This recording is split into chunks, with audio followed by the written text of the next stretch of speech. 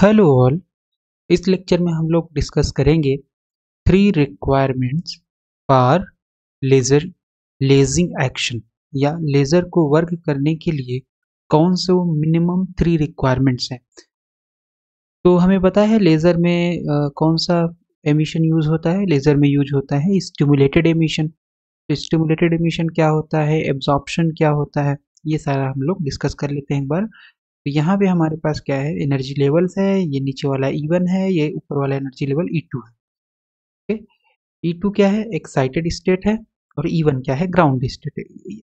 E1 में number of atom है N1, E2 में नंबर ऑफ एटम है N2। सिमिलरली ये भी E1 N1 हो गया, ये भी E2 N2, ये भी E2 N2, ये भी E1 N1 हो जाएगा। तो अगर सिस्टम के पास कोई एनर्जी नहीं है तो एटम्स कहाँ पे रहेंगे, ग्राउंड स्टेट में। जैसे ही बाहर से एनर्जी मिलेगी तो ये सभी क्या करेंगे, ये ऊपर की तरफ जाएंगे, एक्साइटेड स्टेट में जाएंगे। ठीक है, इसको बोला जाता है एब्जॉर्प्शन या स्टिमुलेटेड एब्जॉर्प्शन। एब्जॉर्प्शन हो गया, एक्साइटेड स्टेट में एटम पहुंच गए हैं यहाँ पे। यहाँ से क्या कर सकते हैं एटम, 10⁻⁻8 सेकेंड, कितने सेकेंड तक, 10⁻⁻8 सेकेंड इस स्टेट में रहेंगे E2 में। और फिर यहाँ से ट्रांजिशन करेंगे, नीचे आएंगे फोटोन एमिट करते हुए। तो एक फोटोन ये एमिट करेंगे जिसकी एनर्जी होगी hν, और hν की जो वैल्यू होगी वो होगी E2 - E1 के बराबर। सिमिलरली ये वाला एटम भी एक्साइटेड स्टेट से ग्राउंड स्टेट में आएगा, फोटोन एमिट करेगा। ये वाला भी एटम एक्साइटेड स्टेट से ग्राउंड स्टेट में आएगा और फोटोन एमिट करेगा। इसको बोलते हैं spontaneous emission. Spontaneous emission, emission का मतलब है कि फोटोन एमिट होगा, स्पॉन्टेनियस का मतलब है कि अपने आप हमें कुछ भी करने की ज़रूरत नहीं। जैसे ही आपका एटम एक्साइटेड स्टेट में जाएगा, वहां से नीचे आएगा, फोटोन एमिट करेगा। इसको बोलते हैं स्पॉन्टेनियस एमिशन। दूसरा हमारे पास होता है जिसको हम लोग बोलते हैं स्टिमुलेटेड एमिशन। स्टिमुलेटेड एमिशन क्या होता है, स्टिमुलेटेड एमिशन सबसे पहले हमारे पास एटम्स जो हैं वो एक्साइटेड स्टेट में हैं, और एक्साइटेड स्टेट से एटम जैसे ही ग्राउंड स्टेट में आना चाहेगा, उसी समय एक फोटोन इससे सेम फ्रीक्वेंसी का टकरा जाए तो ये क्या करेगा, ये एटम ग्राउंड स्टेट में आएगा। एक फोटोन तो ये खुद एमिट करेगा ग्राउंड स्टेट में आने के लिए, और एक ये वाला फोटोन एमिट करेगा। इसका मतलब है कि स्टिमुलेटेड एमिशन में एक एक्साइटेड एटम दो फोटोन एमिट करेगा, स्पॉन्टेनियस एमिशन में एक एक्साइटेड एटम एक ही फोटोन एमिट करेगा। सिमिलरली ये वाला एटम जो है, ये वाला एटम भी ग्राउंड स्टेट में आएगा और ये भी दो फोटोन एमिट करेगा, और ये वाला भी दो फोटोन एमिट करेगा, एंड सो ऑन। तो ये जो प्रोसेस है इसको बोला जाता है, या ये जो एमिशन है इसी को क्या बोला जाता है, स्टिमुलेटेड एमिशन। तो स्टिमुलेटेड एमिशन ही आपका किस में यूज होता है, लेजर में। ओके, और स्पॉन्टेनियस एमिशन जितने भी जनरल लाइट सोर्स हैं सब में स्पॉन्टेनियस एमिशन यूज होता है। तो ये बेसिक है। तो अगर हमें लेज़र बनाना है या लेज़र को परफॉर्म करना है कि लेज़र कैसे वर्क करे, तो उसके लिए कंडीशन क्या है कि आपका स्टिमुलेटेड एमिशन क्या होना चाहिए, डोमिनेट करना चाहिए स्पॉन्टेनियस के ऊपर भी और एब्जॉर्प्शन के ऊपर भी। तो हमने प्रीवियस लेक्चर्स में पढ़ा कि स्टिमुलेटेड एमिशन, स्पॉन्टेनियस एमिशन और एब्जॉर्प्शन के ऊपर, स्टिमुलेटेड एमिशन, स्पॉन्टेनियस एमिशन और एब्जॉर्प्शन, इन दोनों के ऊपर डोमिनेट करेगा। उसके लिए कितनी कंडीशन है, तीन कंडीशन है। तो हम लोग एक एक करके डिस्कस कर लेते हैं। तो ये हमारे पास स्टिमुलेटेड एमिशन है, ये इसके ऊपर भी डोमिनेट करेगा, ये इसके ऊपर भी डोमिनेट करेगा। डोमिनेट करने का मतलब है कि स्टिमुलेटेड एमिशन ज़्यादा हो। जनरली अगर हम रूम टेम्परेचर पे बात करें तो स्टिमुलेटेड एमिशन होता ही नहीं, ना के बराबर होता है, इट इज़ नेग्लिजिबल। लेज़र में क्या होता है, स्टिमुलेटेड एमिशन होता है। तो उस स्टिमुलेटेड एमिशन को डोमिनेट करने के लिए हमारे पास तीन कंडीशन है, और इन तीनों कंडीशन कौन कौन सी है। पहला कंडीशन हमारे पास है, 1 सेकेंड, पहला कंडीशन क्या है, स्टिमुलेटेड एमिशन आपका डोमिनेट करेगा स्पॉन्टेनियस के ऊपर, शॉर्ट फॉर्म में लिख देते हैं, और एब्जॉर्प्शन के ऊपर, दोनों के ऊपर डोमिनेट करेगा। तो तीन कंडीशन है। पहला कंडीशन है कि N2 ग्रेटर देन N1। ये इसका क्या मतलब है, इसका मतलब है कि जो excited number of excited atoms जो है वो क्या होना चाहिए, ग्राउंड स्टेट में जो एटम की संख्या है उनसे ज़्यादा होनी चाहिए। तो पहला कंडीशन ये हुआ। दूसरा कंडीशन क्या हुआ? दूसरा कंडीशन है आपके पास मेटा, इसको बोलते हैं N2 greater than N1। N2 greater than N1 पहला कंडीशन हो गया, very very large excited number of excited atoms. तो इसको हम अचीव करते हैं किस मेथड से? क्योंकि जनरली ये होता नहीं, एटम्स यहाँ ग्राउंड स्टेट में है, ग्राउंड से एक्साइटेड में जाएगा तुरंत नीचे आ जाएगा, ग्राउंड से एक्साइटेड में जाएगा तुरंत नीचे आ जाएगा, ठीक है। तो N2 में नंबर ऑफ संख्या अगर आपको बढ़ानी है तो इसके लिए हम लोग एक फिनोमेना यूज करते हैं जिसको बोला जाता है पॉपुलेशन इन्वर्जन। तो पॉपुलेशन इन्वर्जन का मतलब क्या होता है? पॉपुलेशन इन्वर्जन का मतलब है कि simple number of excited atoms is larger than number of ground state atoms. N1 की संख्या कम हो, N2 की संख्या बहुत ज़्यादा हो। तो ये जो मेथड होता है जिसमें हम N2 को बना देते हैं बड़ा, यानी number of atoms excited state में ज़्यादा हो जाए और number of atoms ground state में कम हो जाए, इस फिनोमेना को बोला जाता है या इस प्रोसेस को बोला जाता है पॉपुलेशन इन्वर्जन। दूसरा हमारे पास क्या है? दूसरा हमारे पास है कि हायर लाइफ टाइम या life time of excited state should be larger. Life time of excited state should be larger. इसका क्या मतलब है? इसका मतलब ये है कि जो एटम यहाँ से, अगर हम बात करें, मान लो ये दो एनर्जी लेवल है, ये हो गया E1, ये हो गया E2। सपोज यहाँ से एटम आया, ग्राउंड स्टेट में है, एनर्जी एब्जॉर्ब किया, यहाँ से एक्साइटेड स्टेट में गया, लेकिन एक्साइटेड स्टेट में यहाँ पे जो एटम जाएगा वो ज़्यादा देर तक नहीं रहेगा, वो रहेगा केवल 10⁻⁸ सेकंड तक, और फिर यहाँ से ट्रांजिशन करके ग्राउंड स्टेट में आ जाएगा। तो ये जो एक्साइटेड स्टेट है E2, इसका लाइफ टाइम क्या होना चाहिए? ज़्यादा होना चाहिए। मतलब क्या है कि यहाँ पे एटम जो रुके वो 10⁻⁸ सेकंड से ज़्यादा समय तक रुके।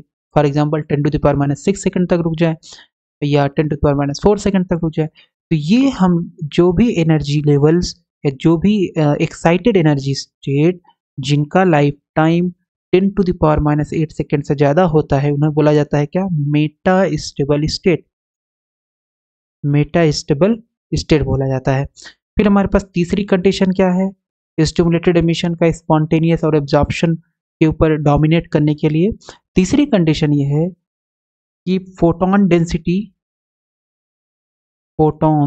Density should be larger, should be 1 second, तो शुड बी लार्जर। इसका क्या मतलब है? इसका मतलब है कि ये जो फोटॉन है, जो एक्सटर्नल फोटॉन है, इसकी डेंसिटी क्या होनी चाहिए? ज़्यादा होनी चाहिए, है ना।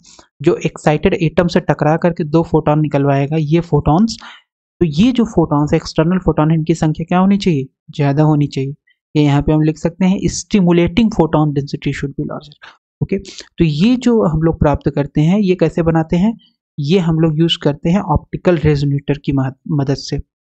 ऑप्टिकल रेजोनेंट कैविटी के मदद से हम लोग ये अचीव करते हैं, ठीक है। तो फोटॉन से density should be larger. 3 condition है लेजर को वर्क करने के लिए। एक है कि एक्साइटेड एटम्स की संख्या ग्राउंड स्टेट में जो एटम्स उनसे ज़्यादा होनी चाहिए, दूसरा है एक्साइटेड स्टेट का लाइफ टाइम ज़्यादा होना चाहिए, और तीसरा है फोटॉन डेंसिटी ज़्यादा होनी चाहिए। जो ये इंसिडेंट या स्टिमुलेटिंग या एक्सटर्नल फोटॉन्स इनकी संख्या क्या हो? बहुत ज़्यादा हो।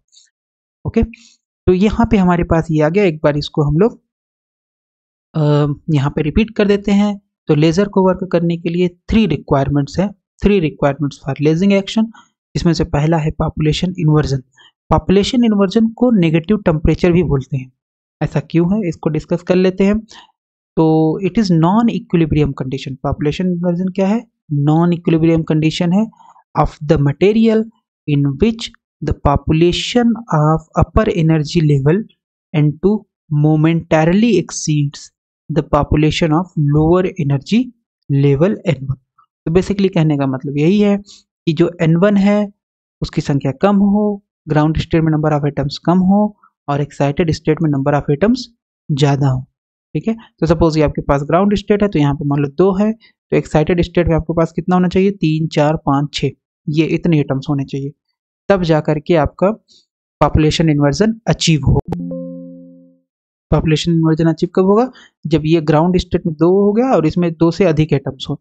तभी हम बोल देंगे ये पॉपुलेशन इन्वर्जन अचीव हो गया है। ओके, तो पॉपुलेशन इन्वर्जन को ही बोला जाता है नेगेटिव टेम्परेचर फिनोमेना या नेगेटिव टेम्परेचर प्रोसेस। ऐसा क्यों है? ऐसा इसलिए है क्योंकि अगर हम बात करें यहाँ पे 1 सेकेंड, तो सपोज हमारे पास ये लेट्स से ये हमारे पास एनर्जी लेवल हो गया, ground state E1, excited state E2। मान लेते हैं ग्राउंड स्टेट में at any time number of atoms N1, excited state में N2। तो हमें पता है कि हमारे पास मैक्सवेल बोल्ट्जमान डिस्ट्रीब्यूशन होता है from MB distribution. MB distribution से हमारे पास क्या होता है? MB डिस्ट्रीब्यूशन से हमारे पास होता है N2 is equal to N0 e to the power minus E2 upon KBT। ठीक है, N0 कांस्टेंट है और E2 E क्या है? एक्सपोनेंशियल है। कैपिटल E2 क्या है? एनर्जी लेवल है। ठीक है, और KB क्या है? KB है आपका बोल्ट्जमान कांस्टेंट, T है टेम्परेचर, और N1 कितना हो जाएगा? सिमिलरली N1 हो जाएगा, बस एनर्जी चेंज कर देना है, माइनस E1 अपॉन KBT। ठीक है, दोनों को डिवाइड कर लेंगे, N2 अपॉन N1 आ जाएगा हमारे पास N0 e to the power minus E2 upon KBT divided by, ये KBT पूरा डिवीजन में है, और यहाँ पे N0 e to the power minus E1 upon KBT। N0 से N0 कैंसिल और ये पावर ऊपर चला जाएगा, तो यहाँ पे माइनस E2 अपॉन KBT पहले से ही है, या KB बेसिकली क्या है? KB है बोल्ट्जमान कांस्टेंट, वैसे लिख सकते हैं, और ये वाला पावर ऊपर गया तो ये हो गया e to the power E1 upon KBT। Okay, तो यहाँ से आगे हमारे पास N2 upon N1 e to the power, ये दोनों पावर ऐड हो जाएंगी और 1 अपॉन KBT बाहर आ जाएगा, तो हम लिख सकते हैं इतना। ठीक है, और ये E2 क्या है? एक्साइटेड स्टेट है, तो इसका मतलब E2 की वैल्यू क्या होगी? E1 से ज़्यादा होगी।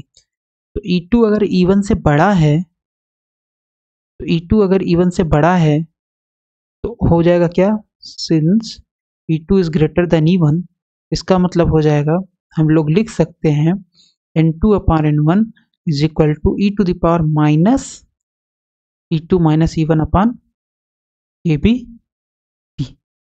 ठीक है, तो if N2 is greater than N1, ये कब पॉसिबल है?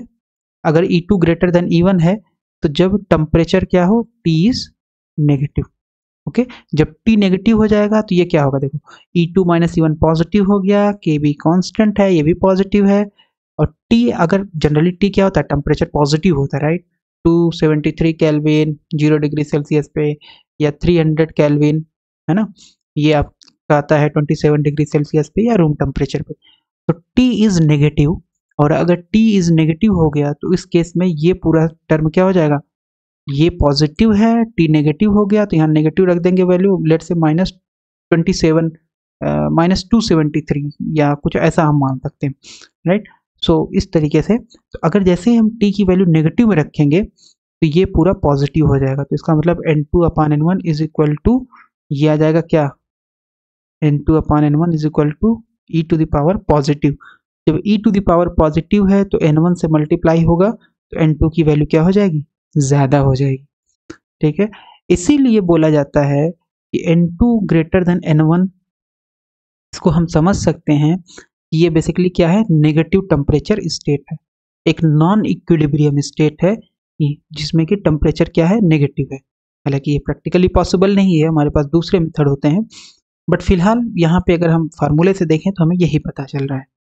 ओके, तो ये हमारे पास आ गया N2 upon N1 is equal to minus E2 minus E1 upon KT या KB, चाहे K से रिप्रेजेंट करो चाहे KB से, दोनों सेम ही चीज़ है।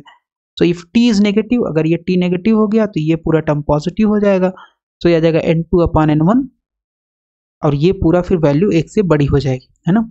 And since E2 greater than N1, E2 greater than E1, तो ये आ जाएगा N2 upon N1 is very very large as compared to 1.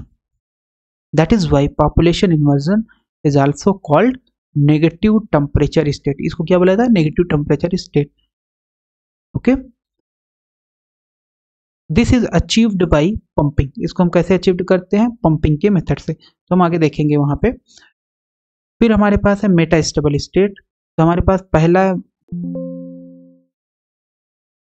Laser को वर्क कराने के लिए जो पहली कंडीशन कौन सी है, पॉपुलेशन इन्वर्जन, मतलब number of atoms in excited state should be larger than number of atoms in ground state, N2 should be very very large as compare to N1। फिर हमारे पास आता है मेटा स्टेबल स्टेट, यानी lifetime जो है excited state की ज़्यादा हो, 10⁻⁸ से ज़्यादा हो। So atoms in excited state, atoms excited in this state, जो मेटा स्टेबल स्टेट है, इसमें जो एटम्स एक्साइटेड होंगे वो 10⁻⁸ सेकेंड से ज़्यादा, यानी कि 10⁻⁶ से लेकर के 10⁻³ सेकेंड तक रह सकते हैं। Atoms excited in this state remain excited for a time 10⁻⁶ to 10⁻³ second greater than 10⁻⁸ second. So 10⁻⁸ second क्या है, बहुत स्मॉल है, क्योंकि माइनस में है पावर, तो जो पावर कम होगी वो ज़्यादा होगी, right. So this 10⁻⁶ to 10⁻³ second. ये हमारे पास दो कंडीशन हो गई लेजर के लिए, एक हो गया पॉपुलेशन इन्वर्जन, दूसरा हो गया मेटास्टेबल स्टेट। मेटास्टेबल स्टेट क्या है, जिसमें एक्साइटेड एटम्स जो हैं वो ज़्यादा टाइम यानी 10⁻⁸ सेकेंड से ज़्यादा समय व्यतीत करें, उसी को बोलते हैं मेटास्टेबल स्टेट। फिर हमारे पास आता है optical resonant cavity. Optical resonant cavity क्या होता है, rho nu should be larger. Rho nu क्या होना चाहिए, आपका लार्जर होना चाहिए स्टिमुलेटेड एमिशन के लिए। तो रो न्यू जो है वो बेसिकली क्या है, डेंसिटी ऑफ फोटॉन्स, तो फोटॉन की डेंसिटी ज़्यादा होनी चाहिए। और इसको हम लोग कैसे अचीव करते हैं ऑप्टिकल रेजोनेंट कैविटी को, A laser medium is enclosed in between a pair of optically plane parallel mirrors। तो आपके पास जो लेजर मीडियम है उसको क्या करेंगे, दो प्लेन मिरर के बीच में इनक्लोज करेंगे।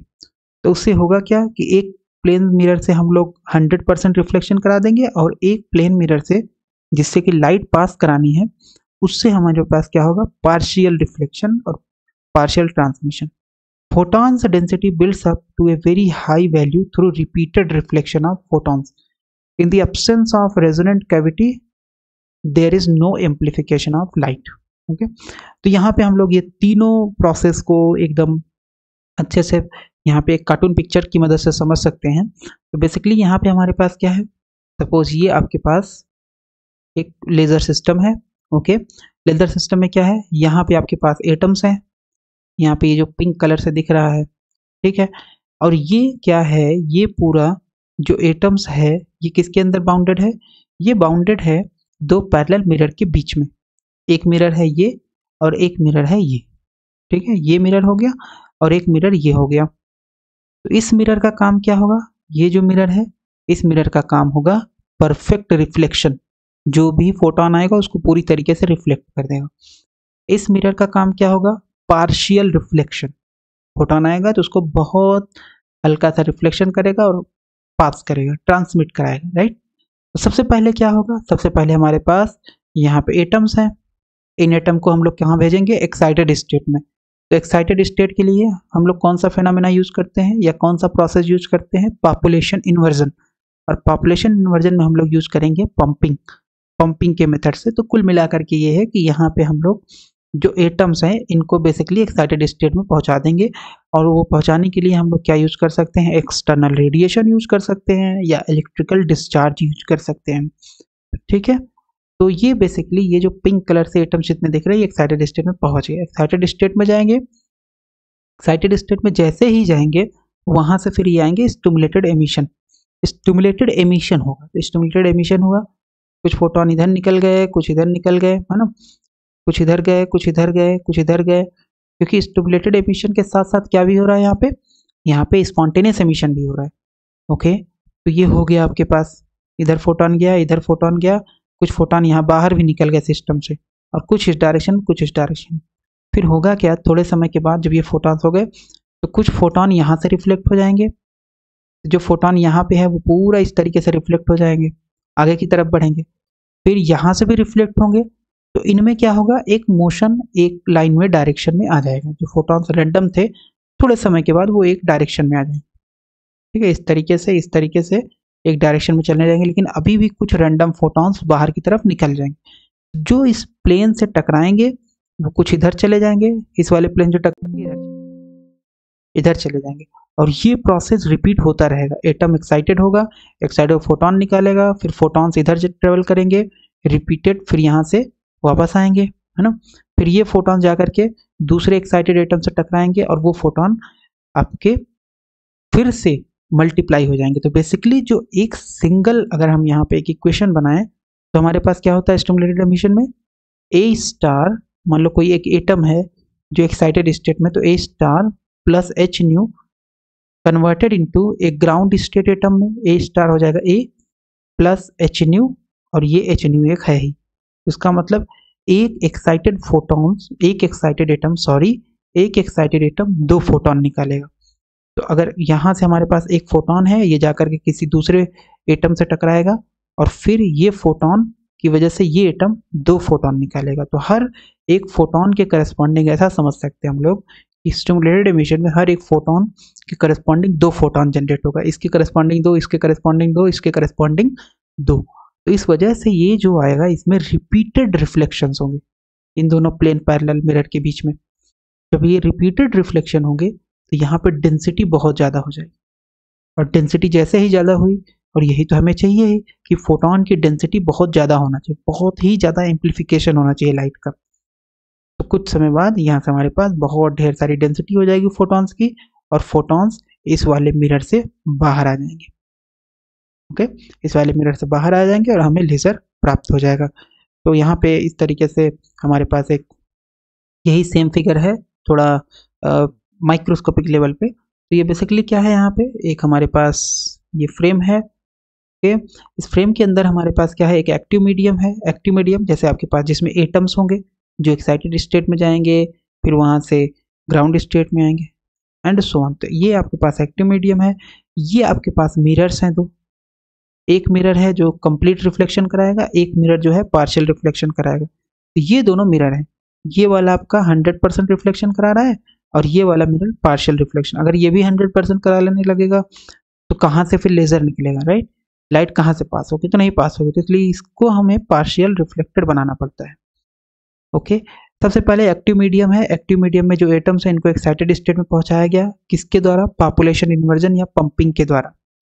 पंपिंग के द्वारा जो भी एटम्स इसमें हैं ये सभी कहेंगे एक्साइटेड स्टेट में, एक्साइटेड स्टेट में जाएंगे, फिर वहां से फोटॉन्स एमिट करेंगे थ्रू स्टिमुलेटेड एमिशन, और वो फोटॉन्स, एक फोटॉन फिर एक से दो, फिर दो से चार, फिर चार से आठ, इस तरीके से मल्टीप्लाई होता है स्टिमुलेटेड एमिशन में। और क्योंकि यहाँ मिरर लगा हुआ है तो इससे डेंसिटी और ज़्यादा इन्हांस हो जाएगी मल्टीपल रिफ्लेक्शन के कारण। तो ये हमारा लेजिंग एक्शन का तीनों, यानी कि चाहे अब हम बात करें पॉपुलेशन इन्वर्जन की, वो हो गया, फिर इसके बाद हमने मेटास्टेबल स्टेट देखा, मेटास्टेबल स्टेट हो गया, फिर उसके बाद हम लोगों ने डेंसिटी देखा। तो ये हमारे पास टोटल 3 प्रोसेस होते हैं लेजिंग एक्शन परफॉर्म कराने के लिए।